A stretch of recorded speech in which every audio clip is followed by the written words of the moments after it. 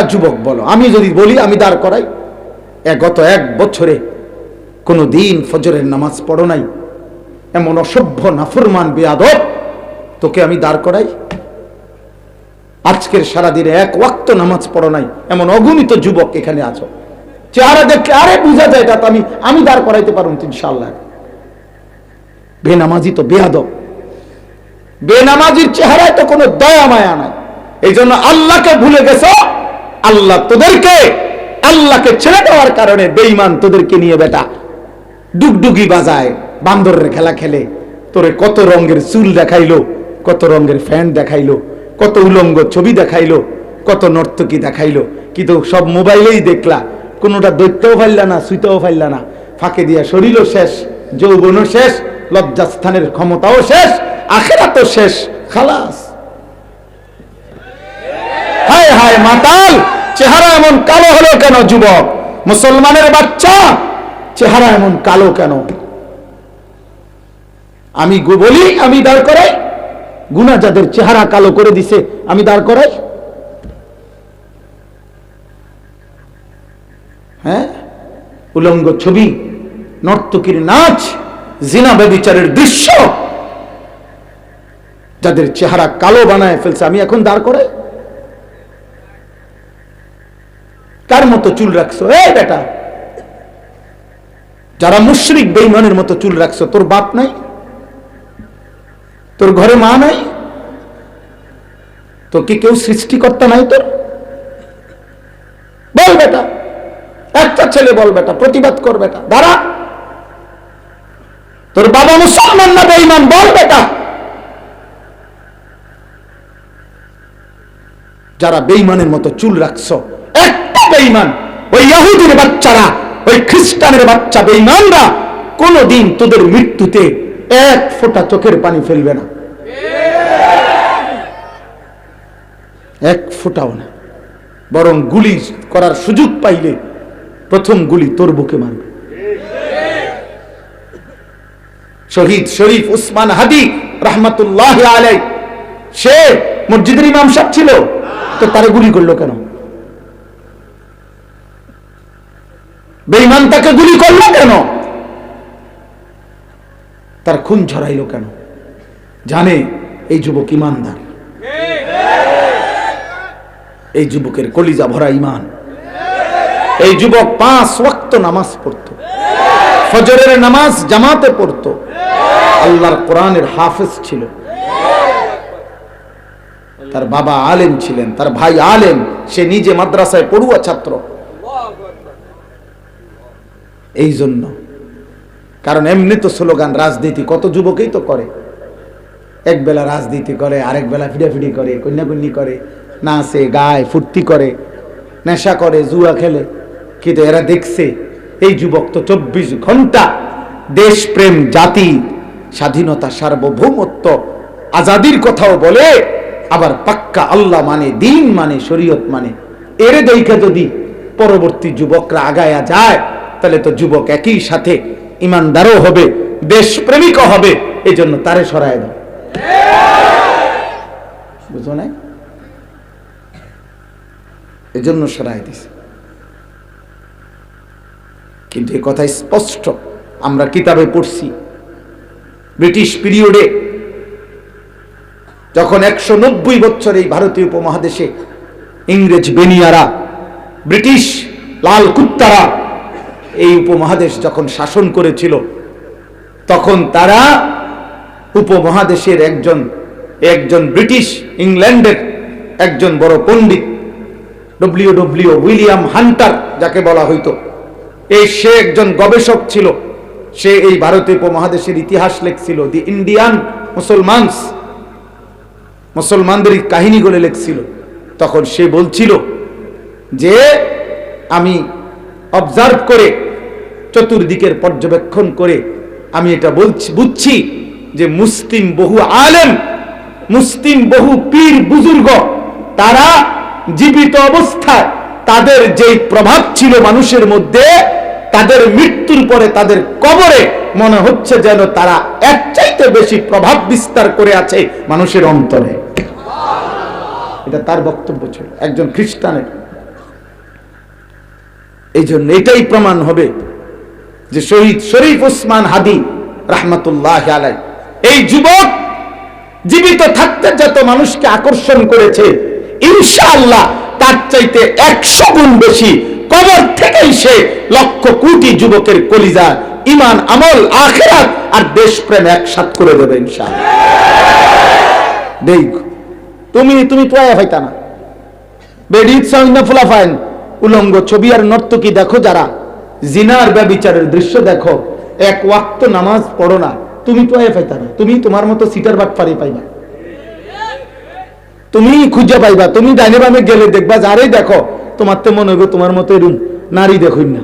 তুমি ভালো, আমরা আলহামদুলিল্লাহ দেখি, যেদিকে যাই আলহামদুলিল্লাহ আমার মাটিতে হাজার হাজার লক্ষ কোটি ইমানদার যুবক ইমান এবং দেশপ্রেম একসাথে নিয়ে আগামীর পৃথিবীতে, আগামীর বাংলার জন্য রেডি হইতেছে ইনশাআল্লাহ।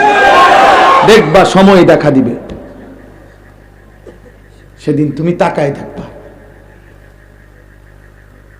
তোমরা মনে করো না সব তুমগো মতো সুল্লা, তোমরা মনে করো না আব্বা তোমার মতো সব উলঙ্গ ছবি দেখে অভ্যস্ত। না না না না না না, ইনশাআল্লাহ রাত গভীরে তাহাজ্জুদের সেজদায়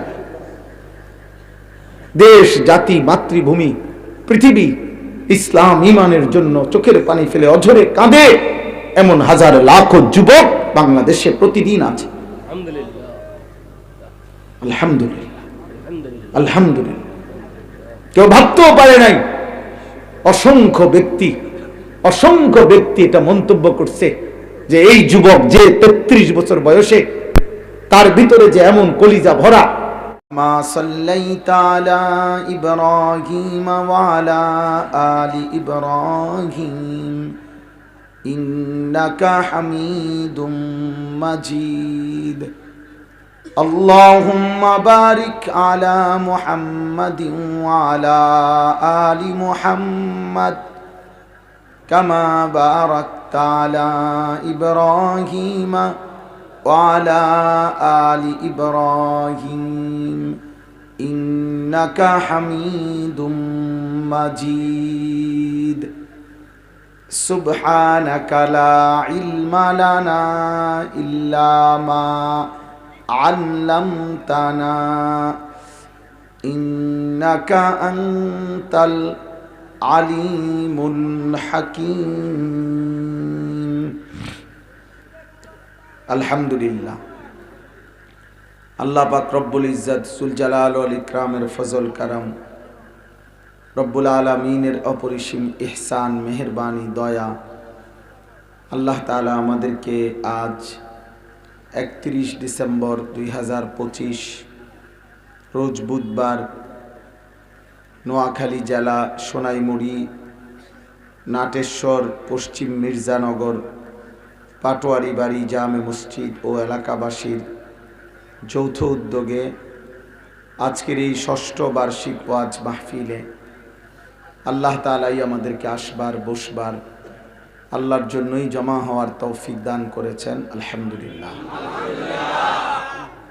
নওজোয়ান ছেলেরা সবাই হাতে ধরা সবগুলো মোবাইল বন্ধ করতে হবে, এটা আমার প্রথম আদেশ। কেউ চিৎকার দিবা না, চিল্লাবা না, আমার কথাটা বুঝ।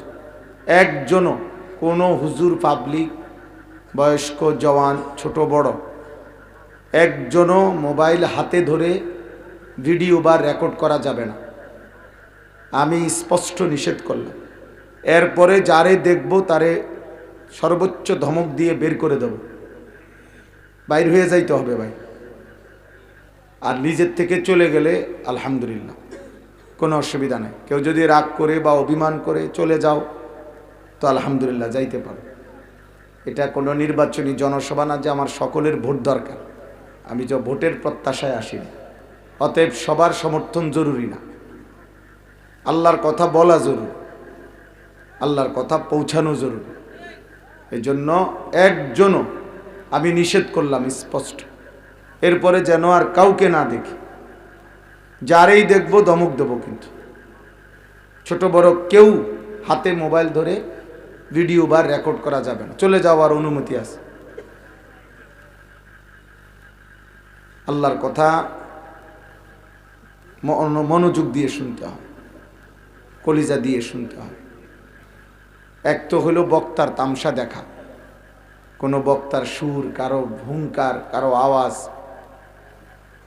আরেকটা হলো নিজের ভিতরে আখেরাতের ফিকির আসা। এটা দুটো ভিন্ন জিনিস। কোনো বক্তার সুর ভালো দেখলাম, কোনো বক্তার আওয়াজ ভালো, এগুলো দিয়ে কিচ্ছু আসে যায় না। অতএব শতভাগ মনোযোগ, আন্তরিকতা, চুপ থাকা, এটা খুব জরুরি, খুব জরুরি। এই তোমরা অনেক নওজোয়ান ছেলে কষ্ট করে দাঁড়ায় আছো, বসে আছো, যে যেমনে পারছো, কিন্তু যদি মনে করো খামখেয়ালি তোমার মতোই তুমি চলবা থাকবা, তাহলে দোস্ত শোনার কোনো দরকার ছিল না। একজন বক্তার চেহারা তামসা দেখার কিছু নেই। আমরা কোনো সিনেমার নায়কও না, ফুটবলের খেলোয়াড়ও না। অতএব এটা দেখার মধ্যে আহামরি কোনো বিশেষত্ব নাই, কোনো বিশেষত্ব নেই। রাসূলুল্লাহ সাল্লাল্লাহু আলাইহি ওয়াসাল্লাম বলছেন, উসিকুম বিতাকওয়াল্লাহ ওয়াস-সামঈ ওয়াত-তাআ ওয়ালাউ কানা আবদান হাবশিয়্যা। আল্লাহ তাআলা বলেন, আমি তোমাদেরকে আল্লাহর ভয়ের, নবীজি বলেন, আমি তোমাদেরকে আল্লাহর ভয়ের ব্যাপারে ওসিয়ত করছি, আল্লাহকে ভয় করো। আমি তোমাদেরকে তোমাদের দায়িত্বশীল তাদের কথা শোনা এবং আনুগত্য করা, মেনে নেওয়া, এই ব্যাপারে ওসিয়ত করছি, যদিও তোমাদের দায়িত্বশীল জিম্মাদার একজন হাবশি, নিগ্রু, কালো গোলামও হয়।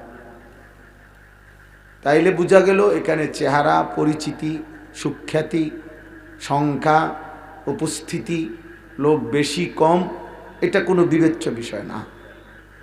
বিবেচ্য বিষয় হলো আল্লাহর কথার প্রতি আন্তরিক হওয়া। এটা মূল মাকসাদ।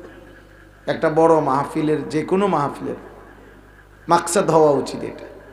আয়োজকওয়ালারা যদি চিন্তা করে যে এমন বক্তা খুঁজেন যারে দাওয়াত দিলে লোক হবে, হ্যাঁ তো লোক হইছে, ঠিক আছে, তো এখন তো লোক হইছে, তো এরপরে এখন অতএব আজকে যারা এই মাহফিলের আয়োজন করছেন, লোক হওয়ার কারণে ওনাদের সকলের কবর আযাব মাফ, তো ঠিক না? তো আমি লোক হয়েছে কিনবেন এটা দিয়ে, ওটা দিয়ে কি গাছটা কাটবেন কন বলে, লোক হয়েছে তো বুঝলাম, সবাই জায়গা পাইছে না, অনেকে দাঁড়ায় আসছিল, মানুষে কইব কালকে যে লোক হয়েছে, তারপরে এরপরে কি, এটার অর্জন কি? আমাকে যদি 1 কোটি মানুষ চিনে, আমার কবর আযাব মাপ, আপনাদের কারো কবর আযাব মাপ, তো এটা দিয়ে আপনি করবেন কি? আমি বা করবো কি এটা দিয়ে? এই জন্য এগুলো তো দুনিয়া যাদের দরকার, যারা ক্ষমতায় যাবে, নেতা হবে, পদ পাবে, পদবি পাবে, দুনিয়া ভোগ করবে, যাদের সব আয়োজন দুনিয়া নিয়ে, তাদের খুব দরকার, সুনাম দরকার, সুখ্যাতি দরকার, ব্যাপক পরিচিতি দরকার। পোস্টার লাগাইছে নিজে, নিচে লিখছে প্রচারে এলাকার সর্বস্তরের জনগণ, তো এলাকার সর্বস্তরের জনগণ তো লাগাইছেই, তো আর আমনে আর ভোট চান কীর্তেন, এরা তো লাগাইছেই সবাই, বুঝেন নাই কথা? আবার যদি এবার 2 জন ব্যক্তির পোস্টারের নিচে একই লেখা থাকে এলাকার সর্বস্তরের জনগণ, তো এরা কারা, ওরা কারা, বুঝেন নাই? 1 আসনের 2 জন প্রার্থীর দোনোজনের পোস্টারের নিচে যদি থাকে প্রচারে এলাকার সর্বস্তরের জনগণ, তাহলে সর্বস্তরের জনগণ ওনার কথাও লাগাইলো, ওনার কথাও লাগাইলো, তো হইল কেমনে? এইটা যে ধোকা, এটা আর বুঝতে কোনো অসুবিধা আছে? তো প্রচারে আপনি লিখবেন প্রচারে আমি নিজেই, অথবা আমার কয়েকজন ফলাফাই, হ্যাঁ আমি যে কয়জন ঠিক করছি, বোঝেন নাই কথা? অথবা আমাকে যারা ভালোবাসে তারা, যাই হোক, আমি বললাম আর কি একটা কথা। তাহলে দুনিয়া যাদের দরকার তাদের জনসমর্থন দরকার, আখেরাত যাদের দরকার তাদের নেকি দরকার, নেকি দরকার। আর নেকি ঈমান আমলের ভিত্তিতে পাহাড়ের উপরেও হয়, পাহাড়ের জঙ্গলেও হয়, এবং মানুষের মাঝেও হয়। নেকি দরকার, আখেরাত দরকার। আখেরাত দরকার। এই জন্য দোস্ত এই মৌলিক পার্থক্য বুঝতে হবে। অনর্থক এই জন্য যে কয়জন ছেলে তোমরা দাঁড়াইছো ভেতরে বসছো ভাই, আমি অনুরোধ করছি চুরি করে কৌশল করে মোবাইল দিয়ে ছবি ভিডিও, মানে মোবাইলটা নিয়ে ব্যস্ত হইও না। যদি একান্তই মানতেই না পারো আমার এই কথাটা, তুমি চলে যাও আব্বা। 2-4 জন ফালতু লোক না শুনলে কিচ্ছু আসে যায় না।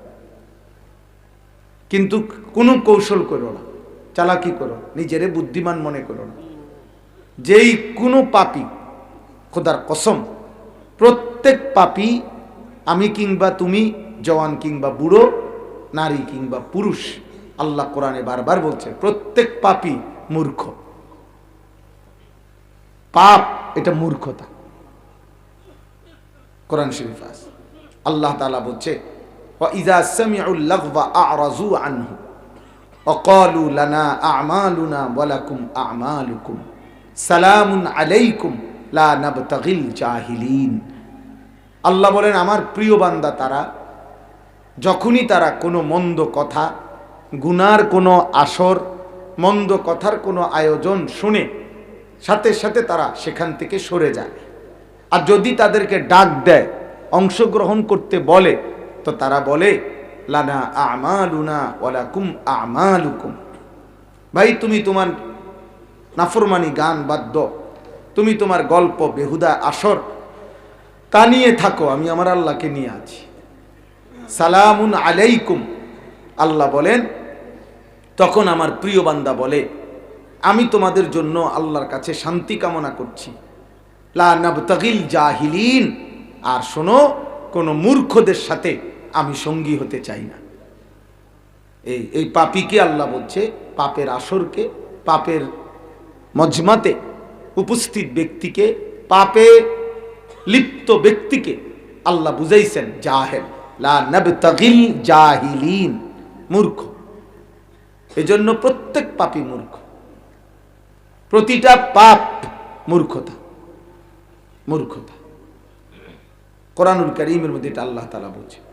হযরত ইউসুফ আলাইহিস সালাম ওনার 10 ভাইকে যখন পরিচয় দিছে 40 বছর পরে মিশরে, পরিচয় দিছে যেদিন, 3 বার তারা খাবার, দুর্ভিক্ষের সময় খাবার নিতে আসছে কিনতে স্বল্প মূল্যে, তো তখন তৃতীয়বারে পরিচয় দিছে উনি, মানে ভাইদের সামনে।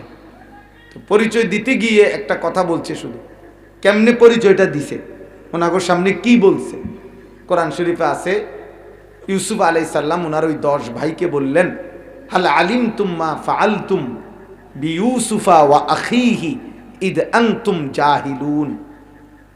এই বলতেছে তোমাদের কি মনে পড়ে, তোমাদের যে একজন ভাই ছিল ইউসুফ, আরেকজন ছিল বিনিয়ামিন, তোমরা কি মনে আছে তোমাদের, যখন তোমরা মূর্খ ছিলে তখন তোমরা তোমাদের ওই 2 ভাইয়ের সাথে কি অন্যায় করেছিলে। এই ইদ আনতুম জাহিলুন বলছে যখন তোমরা মূর্খ ছিলে, মানে পাপী ছিলে। ওনারা তো পাপ করছে, ওইটা মানে আপন ভাইকে পানির মধ্যে, কূপের মধ্যে কি করে দিছে, ফেলে দিছে, তো এটা পাপ না? কথা বলে না? তো এইটাকেই উনি কি বলছে, যে যখন তোমরা মূর্খ ছিলে, তার মানে কি ছিলে, পাপী ছিলে, পাপী ছিলে। ক্বালু আইন্নাকা লা আনতা ইউসুফ, তখন 10 ভাই বলে উঠছে তাহলে কি তুমি আমাদের সেই ভাই ইউসুফ? ক্বালা আনা ইউসুফ, কোরআন শরীফের আয়াত। তিনি তখন বলেন হ্যাঁ আমি ইউসুফ, ওয়া হাদা আখি, আর আমার পাশে যে গত সফরে আমি যারে কৌশল করে দ্বিতীয়বারে আটকাইয়া রাখছিলাম, ওই আমার ছোট ভাই। কাদ মান্নাল্লাহু আলাইনা, প্রতিবার তোমরা আমার উপরে জুলুম করেছ, আর প্রতিবার আল্লাহ আমার উপরে দয়া করেছে। এই জন্য দোস্ত, এই 2-4 লাইন বাংলা, অঙ্ক, ইংরেজি এগুলো আমরাও পড়ছি, পদার্থ জীববিজ্ঞান, রসায়ন বিজ্ঞান আমরাও পড়ছি। হ্যাঁ, আমিও কুমিল্লা ভিক্টোরিয়া কলেজ থেকে মাস্টার্স পাশ করছি, সায়েন্স বিজ্ঞান বিভাগ থেকে দাখিল পাশ করছি, SSC 1998 সালে। সমগ্র বাংলাদেশে সর্বোচ্চ নাম্বার পেয়ে ফার্স্ট হয়েছি, 1 নম্বর ফার্স্ট। কাজে এইগুলো আমি পড়ছি, আমি জানি কি তা আছে। এই পড়ার কোনটার কদ্দুর দৌড় এটা আমরা জানি। অতএব যে পড়া ফি নাফসিহি হারাম না, বাংলা কোনো হারাম নয়, অঙ্ক হারাম না, ইংরেজি হারাম না, পদার্থ জীববিজ্ঞান, রসায়ন বিজ্ঞান, উচ্চতর গণিত কোনো পড়াই হারাম নয়, নিষিদ্ধ নয়। কিন্তু যদি মালিক না চেনে, আল্লাহ না চেনে, যদি সৃষ্টিকর্তা না চেনে, আনুগত্য না চেনে, আল্লাহর কৃতজ্ঞতা বোধ যদি না থাকে, এবং এতদিনকার পড়ালেখার পরেও অব্যাহত পাপ, নারী, অশ্লীলতা, বেহায়াপনা, অবৈধ মেলামেশা, হারাম প্রেম, সুদের স্বাভাবিক লেনদেন, ঘুষের স্বাভাবিক লেনদেন, এরকম পাপের সাথে যারা জড়িত, আল্লাহর কসম এরা যদি গোটা পৃথিবীর সবগুলো ইউনিভার্সিটির ডিগ্রি একসাথে শো করে, এরপরও এটা মূর্খ মূর্খ মূর্খ, এটা জাহেল, তুই মূর্খ বেটা। তর্ক করার যদি কোনো মানসিকতা থাকে দাঁড়াইতে পারে, কোনো অসুবিধা নেই। প্রতিবাদ করার যদি কারো হিম্মত থাকে দাঁড়াইতে পারে। আপনিও যুক্তি দেন, আমি তো দেখাইলাম যুক্তি, কোরআন থেকে দলিল দিলাম। হ্যাঁ, সে মানুষ হয় না, ইকোনমিক্যাল অ্যানিমেল হয়। সৃষ্টিকর্তা যে চেনে না, আল্লাহর প্রতি কৃতজ্ঞতা বোধ যার মধ্যে নাই, আল্লাহর আনুগত্য এটাই কৃতজ্ঞতা। আল্লাহর কৃতজ্ঞতা মানেই আল্লাহকে সেজদা দেওয়া। তো কৃতজ্ঞতা, শকর, কৃতজ্ঞতা বোধ যার মধ্যে নাই, পৃথিবীর মানুষ তাকে মানুষ বলে না। এজন্য নাফরমান পাপী ওই মানুষ না, ওই ইকোনমিক্যাল অ্যানিমেল, অর্থাৎ অর্থনৈতিক প্রাণী, উপার্জন করার মতো একটি প্রাণী, যে উপার্জন শিখছে, কেমনে পয়সা রোজগার করতে হয় তার কোনো একটা লাইন সে শিখছে। একাধিক লাইন আছে উপার্জনের, এই একটা শিখছে, কথা বুঝেন না? উপার্জনের হাজারো পদ্ধতি আছে, সেও একটা শিখছে, কিন্তু সে মানুষ হইতে পারে নাই, কারণ তার মধ্যে আনুগত্য নেই। এই জন্য সেজদাবিহীন, নামাজবিহীন নাফরমান ওই মূর্খ, ওই মানুষ হওয়ার অনুপযুক্ত ইনসান না, কারণ তার মধ্যে কৃতজ্ঞতা বোধ নাই। আমি যদি, উনি, আপনার নাম কি মাওলানা? সাইফুল ভাই, আমার পরিচিত মাওলানা, আমি যদি আজকে মনে করেন 5 বছর মনে করেন টানা প্রতি মাসে ধরেন ওনাকে আমি 2000 টাকা দিছি, সহযোগিতা করতাম খরচ টরচ করার জন্য, উনি মনে করেন দিলাম, তাহলে বছরে 12 দুগুণে 24,000, তাহলে 5 বছরে কত হইল? 5 24-এ কত? কি 120, মানে মোট কত লাখ? 1,20,000, মাত্র 1,20,000 টাকা ধরে নেন। আর আমি 5 বছর পরে উনি যখন একটু কর্ম উপার্জনকারী হইছে, তো এখন আর মনে করেন উনি আমারে চিনে না, টোটালি আমারে চিনে না, তখন আমি কি বলবো? মানে মানুষ কি বলবে তাকে? বেটা তুই মানুষের বাচ্চারি, বেটা তোর মতো নিমক খারাম, তুই মানুষের বাচ্চারি বেটা, তোর আজকে 5টা বছর ধরে প্রতিটা মাসে নিয়ম মাফিক টাকা দিয়া গেছি খরচ, আর তুই অনামারে চিনস না বেটা। তাহলে মানুষ মাত্র 1,20,000 টাকার অকৃতজ্ঞতার জন্য যদি বলে তুই মানুষের বাচ্চা নেই, নিমক হারাম, অকৃতজ্ঞকে বলে, তাহলে এত বড় আসমান ও জমিন, 24 ঘন্টা এত বড় সৃষ্টি জগৎ, 24 ঘন্টা তোমার অস্তিত্বের প্রতিটা নিঃশ্বাস যেই আল্লাহ তোমাকে দেয়, তার যে সেজদা করে না, তুই মানুষের বাচ্চা হস কেমনে? নাফরমান বেটা, এই নাফরমান বেটা, এই জানোয়ার বেটা, তুই কিসের মানুষের বাচ্চা বেটা? বেনামাজি বেটা, যা এখান থেকে বেটা। দেখি ভোট চাইতে আসছি নাকি বেটা এখানে? বেটা যা বেটা, অকৃতজ্ঞ বেয়াদব। যারা নামাজ পড়ো নাই, তোর মতো শ্রোতা না বসলেও তো চলে বেটা, যা বেটা, বের হো বেটা এখান থেকে বেটা, ফালতু কোথাকার।